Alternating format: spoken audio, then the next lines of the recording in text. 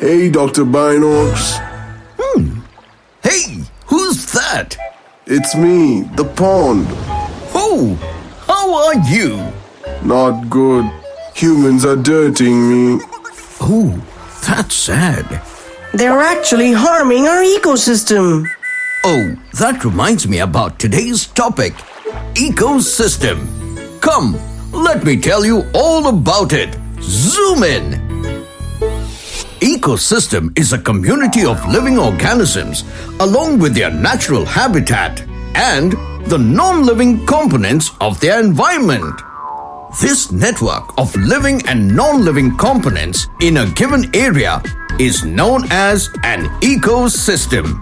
An ecosystem could be a pond, could be your house as well, and some believe that our Earth is an ecosystem too.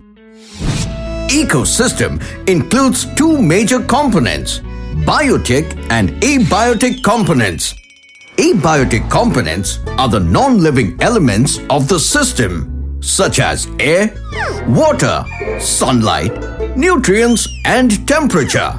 Biotic component are all the living organisms living in the system, like plants, animals, fungi, microorganisms, and you. Ecosystems can be of any size. The area under your plant pot, under this rock, a pond, a puddle, the vast ocean, the city you live in, or your country. Take the area under a rock, for example. In this ecosystem, you'll find biotic components like the microorganisms, insects, and abiotic components like soil, nutrients, air, etc. Now, this is an important piece of information. Each organism living in an ecosystem has a role or niche. For example, a deer living in a forest is a prey. Lions, tigers, coyotes, and other animals eat them for food. Now imagine if a deer was supposed to eat lions, coyotes, and wolves. Wouldn't that make things difficult for an ecosystem? We must remember that no two organisms can have the same niche for too long. After a while, one has to either leave or go extinct. Trivia time! Did you know that even you are an ecosystem? Yes, you are an ecosystem to the thousands of microorganisms that inhabit you. Our ecosystem is really important. If we keep polluting our ecosystem like that, we would soon go extinct and Earth wouldn't be a habitable ecosystem ever. On this note, this is me zooming out. Tune in next time for more fun facts.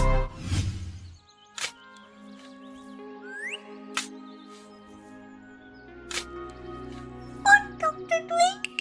Oh, little kitty, I'm making arrangements for soil conservation. Soil what?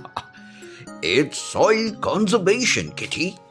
Hey friends, in today's episode, let us learn about one of the most crucial practices we must undertake, known as soil conservation, and learn about its importance, causes, and methods by answering a world-saving question. What is soil conservation? Zoom in! Nature works in a cycle and everything around us is interdependent. But this dependency sometimes proves harmful to many vital natural resources. And one of these resources is soil, whose quality is degrading with passing time. So, to stop this degradation of soil, soil conservation is exercised. And what is that? Well, conservation is the act of saving or protecting a resource, and soil conservation is a practice that helps to retain and maintain the quality of the soil by preventing soil erosion through planting new plants, taking care of plants, or keeping soil from being contaminated. But the crucial question is, why is it required in the first place? Well, soil conservation is necessary because if we run out of healthy soil, we won't be able to carry out agricultural and planting activities that are necessary to feed all of the living beings on earth. And unfortunately, in recent times, the quality of soil has been degrading at an alarming rate due to many human and natural activities through a process called soil erosion. And what is that? Soil erosion is a process in which the topsoil of a field containing the highest number of nutrients, microorganisms, and minerals vital for plant growth is washed away from one place to another by natural sources such as wind and water. Not only that, but aggressive human activities such as overgrazing of cattle, overuse of pesticides, mining and logging, construction of roads and buildings have fastened the process of soil erosion. So, the need for soil conservation has increased more than ever before. But the vital question is, what can we do to save the soil? Well, there are various methods we can undertake for it. Let's have a look at some of them. First, we must practice afforestation, in which we can plant new trees and reduce down their cutting, leading to the reduction of soil erosion. The next thing we could do is minimize the use of water during farming and gardening so that it does not wash off the rich and nutrient-filled upper layer of soil. Another vital step we can take is by planting windbreaks. Yes, a windbreak is a line of plants planted to stop or slow the wind. A thick row of bushes planted next to a field of plants can control the wind from blowing the soil away. This system also helps against water erosion, as the soil gets caught up against the roots of the bushes rather than washing away. And lastly, we can put up wooden planks along the beaches or build seawalls against the cliffs to prevent water from eroding the soil. Trivia time! Did you know the word erosion comes from the Latin word erosionum, which means gnawing away? Also, scientists estimate that the Colorado River has been eroding the Grand Canyon for many millions of years. Hope you learned something new in today's episode. Until next time, it's me, Dr. Binox, zooming out.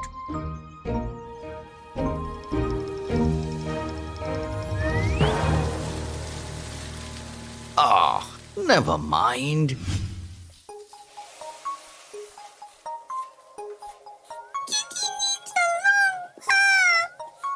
Well, make sure you don't waste much water or any other natural resources, little kitty. It is vital to save them. Let me explain. Hey friends, it's a topic we must all learn about, not only to get good grades, but to save the world. So, let's zoom in. So, what do we mean by the word natural resources? Well, the answer is in the word itself. Yes, natural refers to Mother Nature and resources stands for a source of supply or support. So, when we put these words together, it simply means anything that is supplied by Mother Nature that can be used by the living beings. Natural resources are present on our planet on their own and do not need any human activity for their creation. Common examples of natural resources include water, forests, fossil fuels, minerals, plants, animals, and even air, which are a must for our development and survival. And based on their available amount and durability, these resources are classified into two types: renewable and non-renewable natural resources. Let us look at them in detail. Natural resources that have an unlimited supply and can be used again and again are called renewable or inexhaustible resources. For example, air, sunlight, and water are renewable resources. However, in some cases, water is not renewable easily and cannot be used once it gets chemically polluted. On top of that, out of 71% of total water available on Earth, only 2.5% of all is fresh water and only 0.3% of that is available on the surface. At the same time, even polluted air can be hazardous to all living beings, and therefore it is vital to take measures to reduce air pollution. Now, let us look into the definition of non-renewable resources. It simply means resources that are available in limited quantities or that do not grow and come back, or take a very long time to come back. One of the cons of non-renewable resources is if we don't preserve them and waste them unnecessarily, due to which they might go extinct once and for all. Yes, as the human population is increasing at an alarming rate, we are using more and more natural resources. At this speed, soon a day will come when nature will not be able to supply us with resources such as plants and trees, animals, soil, and fossil fuels such as coal, petroleum, and natural gas. Thus, these non-renewable resources can go exhausted. And for that reason, they are also called exhaustible natural resources. Also remember, my friends, natural resources are very vital for human survival. So, if they are not monitored carefully, there will come a time when there will be no food for the coming generation to eat, no material to build houses, and even energy to run machines. Hence, it is essential to know the difference between exhaustible and inexhaustible resources and to practice sustainable development. This is nothing but the development that meets the needs of the present generation without compromising the ability of future generations to meet their own needs. Trivia time! Did you know people in rich countries consume up to 10 times more natural resources than those in the poorer countries? Yes, on average, an inhabitant of North America consumes around 90 kilograms of resources each day, while in Africa, people consume only around 10 kilograms per day. Hope you learned something new today. Until next time, it's me, Dr. Binox, zooming out.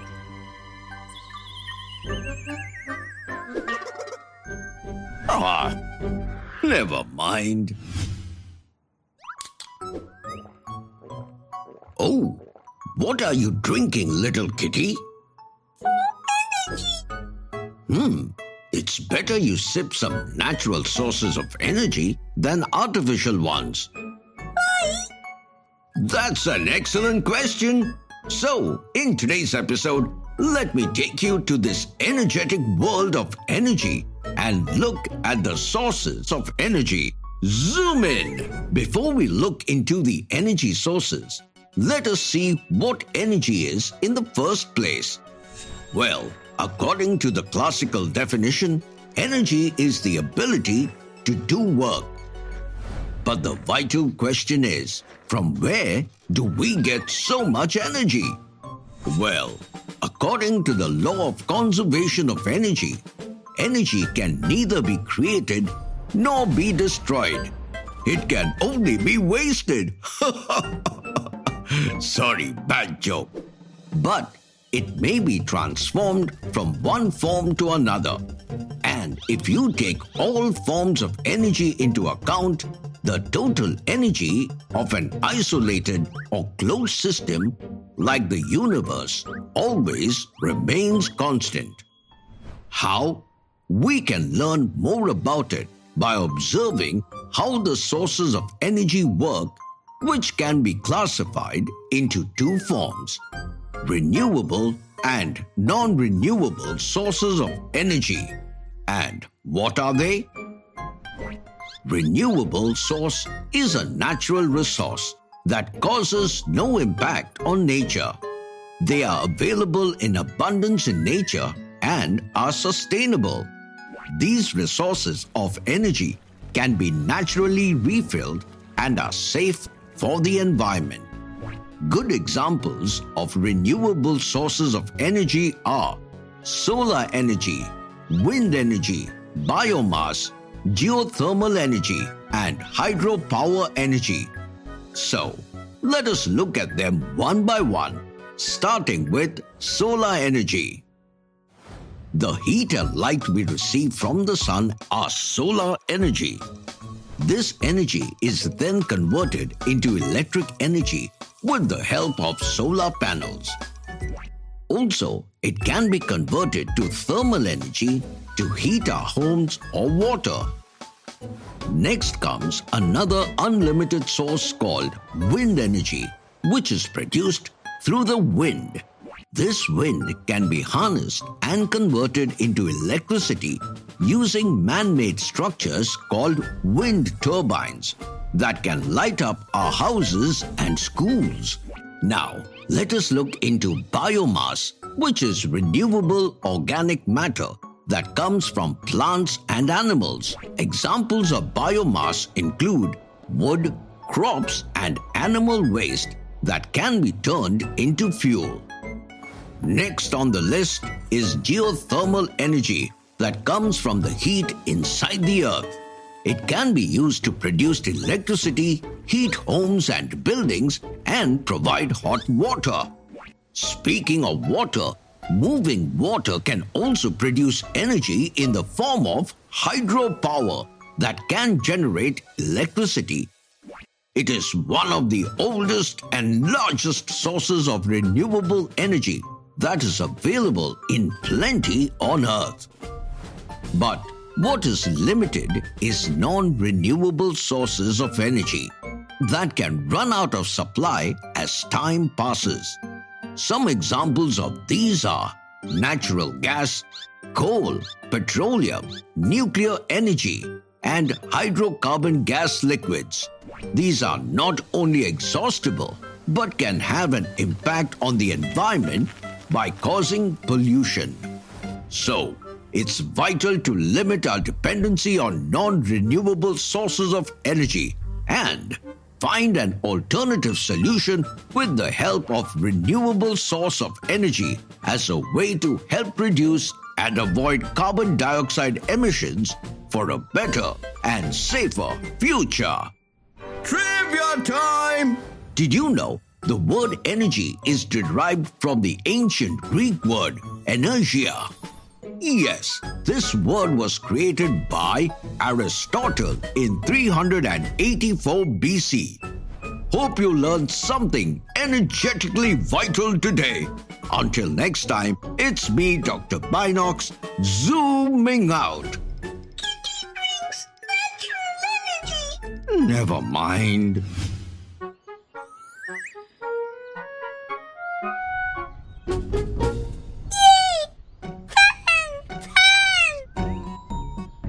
Wait, little kitty. This isn't the fan, but a fan to run the fan and other devices. What? Let me explain. Hey friends, so in today's episode, let us explore these mechanical forces we called wind turbines and blow our minds by answering a windy question. How do wind turbines work? Zoom in! The world runs on sources of energy like coal, oil, natural gas, etc. And we keep using them as if there is no tomorrow, despite their limited supply and availability. So because of our excessive usage of these energies, there will come a time when they will go out of stock forever, bringing our world to a standstill. Hence, for the past few decades, governments around the world have started taking energy-saving initiatives that include the use of renewable sources of energy like solar panels, atomic energy, hydrothermal energy, wind energy, etc. And out of these alternatives, using wind turned out to be the most favorable source due to the abundance of air in the environment, which could be renewed every day. Plus, humans have been taming wind power since we started sailing boats and ships. And architects have used wind-driven natural ventilation in buildings since ancient times.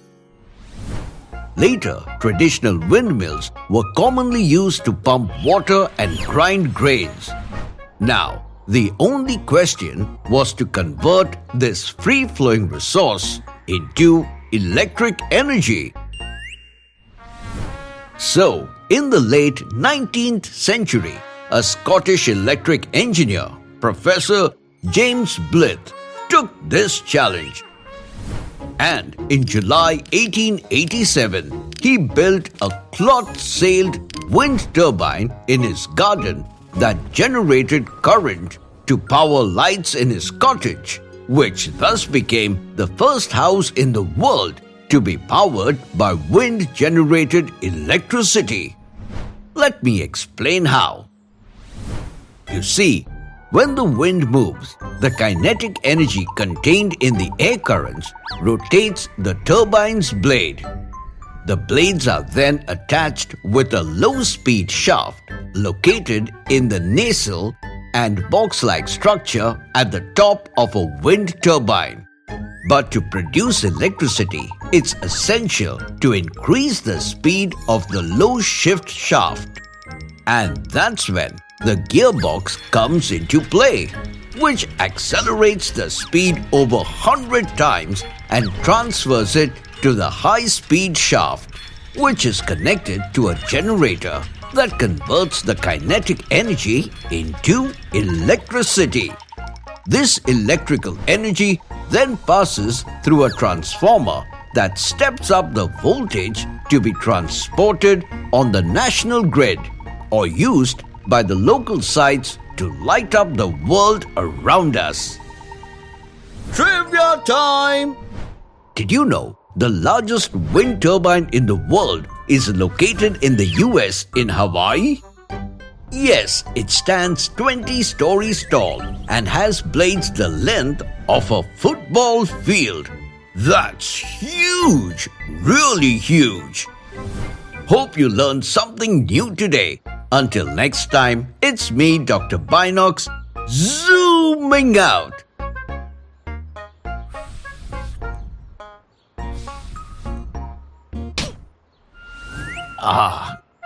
Never mind.